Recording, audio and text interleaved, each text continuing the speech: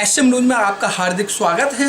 आज हम तिमारपुर विधानसभा क्षेत्र के अंदर तिमारपुर वार्ड नंबर 15 के अंदर यहाँ से एक युवा चुनाव लड़ रही है बहुजन समाज पार्टी के हाथी सिंबल से। आइए हम इनसे पूछते हैं कि किन मुद्दों को लेकर ये चुनाव लड़ रही हैं, और बहुत ही जुझारू महिला हैं, इनसे हम पूछते हैं कि किन मुद्दों को लेकर चुनाव लड़ रही हैं। देवी, आप किन मुद्दों को लेकर चुनाव लड़ रही हैं?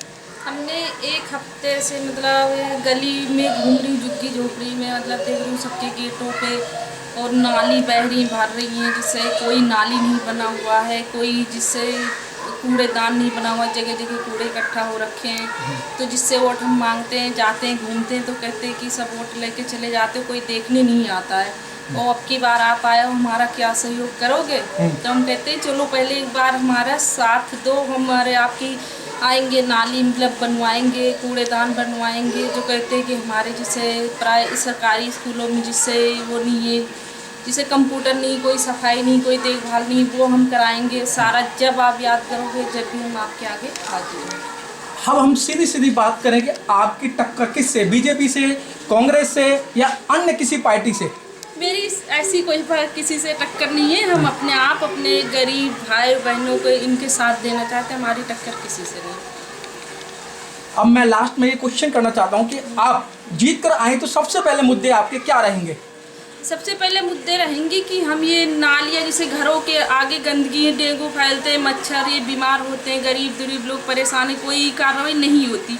सबसे पहले तो हम ये नाली जो नहीं है ये बनवाएंगे, उनके जैसे गटर नहीं बने ये बनवाएंगे, और उसके बाद में जैसे कूड़ेदान की कोई व्यवस्था नहीं है वो हम कराएंगे, कूड़ेदान बनवाएंगे। घर जैसे लोगों के घरों के आगे कूड़ा इकट्ठा बहुत सारा हो रखा है, उन्होंने कह रहे हैं हमारे यहाँ कहीं फेंकने की जगह नहीं।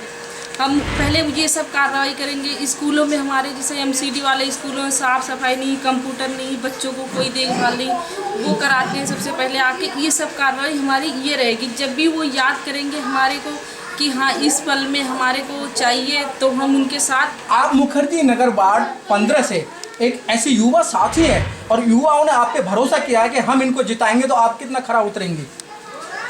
मतलब हमारे को जिताएंगे जब भी याद करेंगे कि हमारा नेता हमारे चीज़ में आके हमारे को साथ दे, हमें इस चीज़ की तकलीफ है, हम तुरंत उनके लिए आधी रात जब भी याद करेंगे, सुबह दोपहर रात, हम हमेशा साथ हैं। आप जनता से क्या अपील करना चाहती हैं? जनता से यही अपील करना चाहती हूँ कि मेरा साथ दें, मुझे वोट दे के अपनी हमें जीत कराएं, मतलब हमारे को आगे बढ़ाएं, उनके साथ हम भी ऐसे साथ हमेशा रहें।